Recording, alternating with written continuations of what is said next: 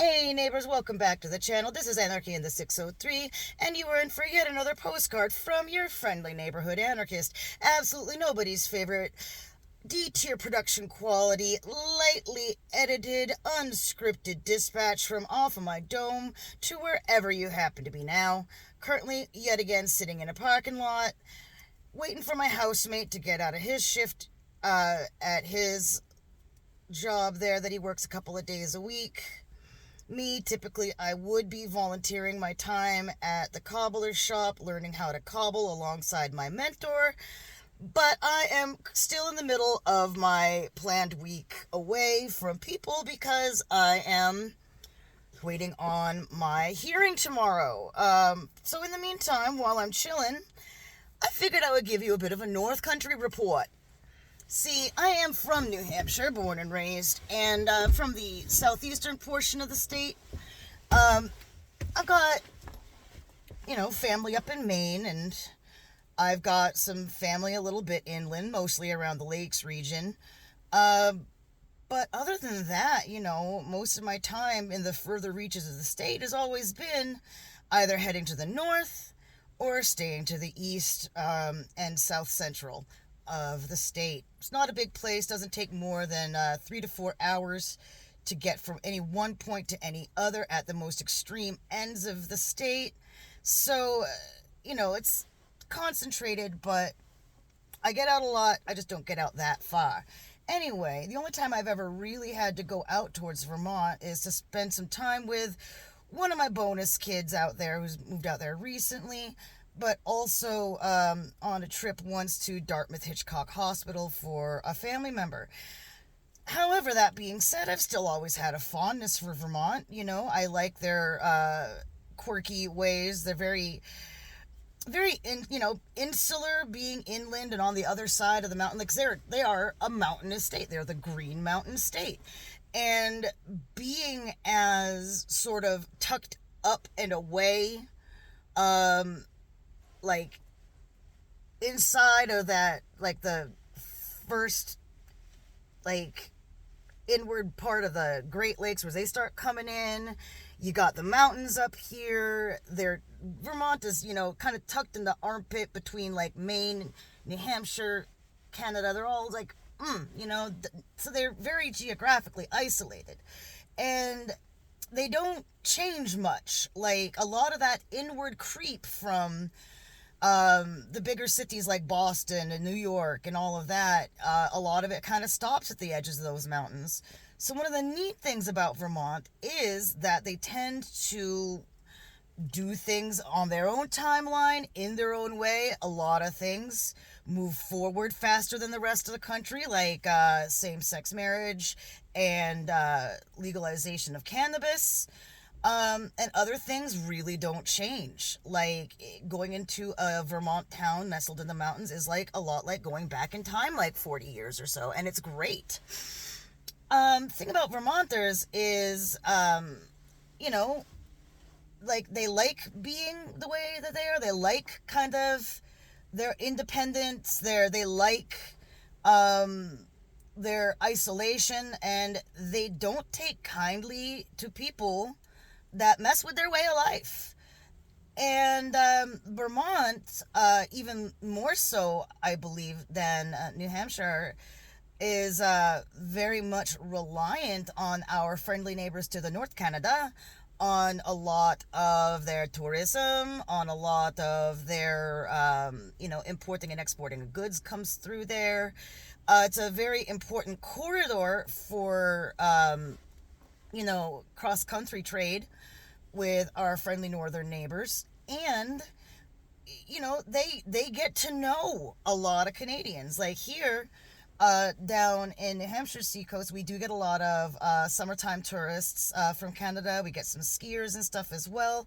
But like compared to say Old Orchard Beach, Maine, and like the outlet malls in Kittery, Maine, I don't see as much of the Canadians coming through to, like to Portsmouth or anything. I see them, but I don't see them in as many droves. Like, They might come in for a quick swing over, but that's not really their focus. So, imagine my utter delight and complete lack of surprise when a certain important individual, no less than the vice president himself, J.D. Vance, decided to, after some very recent contentious trade talks with our northern neighbors as well as some of our very close allies in the world, decided to take a bit of a getaway, a little breather from their hard work in Washington to come to Vermont for a ski trip. Now, Vermont is known for its Ben and Jerry's, its maple syrup, its prickly people, but also its beautiful skiing. And the people of Vermont, again, being such as they are, decided to go out in droves that weekend to the ski mountain. I believe it was Sugarbush, to hit the slopes and let this representative from our most powerful branch of the government give them a peace of mind, basically. And I don't know, guys, I'm not much of a ski person. Again, I'm a seacoast gal. All my family is fishing family on my Caucasian side of the family. But you ever hear of a term called a jerry? A jerry is, in short, the kind of person that would ski in jeans, I guess, is the best way to describe it. Now, again, I'm no skier.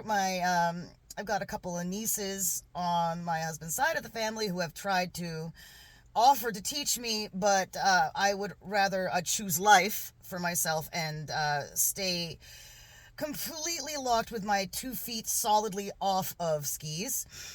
And yeah, so even I, not knowing squat all about skiing, know that you don't ski in jeans, because cotton will kill you on a wet condition such as a mountain.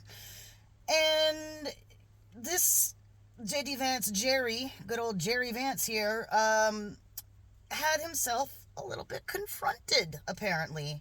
Not just by protesters wearing signs, but protesters on the ski mountain itself, to the point where he couldn't even get off the chairlift.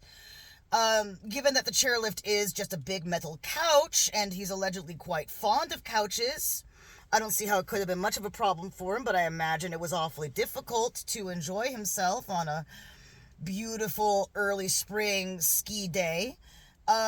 And I guess my supposition must be proven right, because he, after finally getting off the chairlift and trying to make his way down the mountain and getting hollered at by other skiers, one of whom definitely was hoping to run him over, poor Jerry Vance had to get taken to an undisclosed location to finish out his ski weekend.